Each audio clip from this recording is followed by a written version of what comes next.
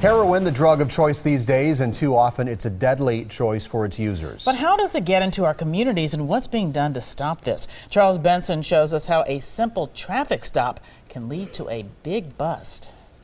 No one knows for sure just how much heroin moves up and down the highway between Illinois and Milwaukee. But law enforcement knows it's out there, and they're looking for it. Every weekday, 90,000 cars and trucks move up and down I-94 between Illinois and Milwaukee. Most are going about their daily business. That pickup truck right there is doing 81. I'd to see why it's in a hurry. Unless they are suspected of speeding. That's when the work begins for Racine's sheriff's deputies. Do you have a driver's license, sir? During routine highway traffic stops, deputies are looking for anything unusual. You know, they're asking a lot of questions at the door. They're making a lot of observations, using all their senses, if you will.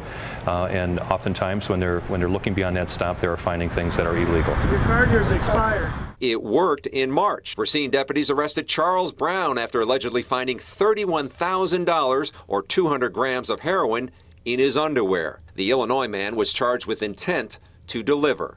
Any sense of how this drug is getting into your county?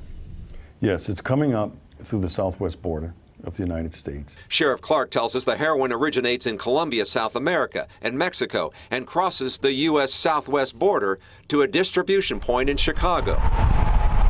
By the time it gets here, it's already reached its destination.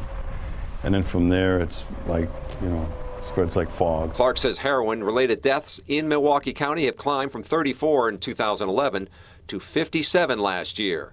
Heroin-related bookings in the county jail have jumped from 204 in 2010 to 354 in 2013. And we're not going to arrest our way out of this.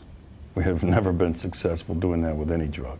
Sheriffs Clark and Schmeling agree it's going to take more than finding a needle in the haystack during routine traffic stops to fight the flow of heroin into Wisconsin.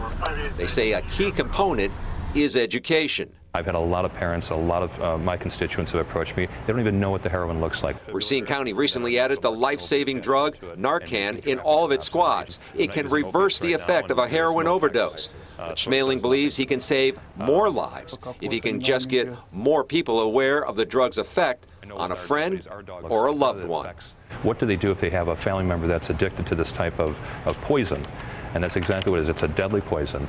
A deadly poison that killed 199 people in Wisconsin last year, a 50% increase from the previous year. Charles Benson, today's TMJ4. Charles, thank you very much.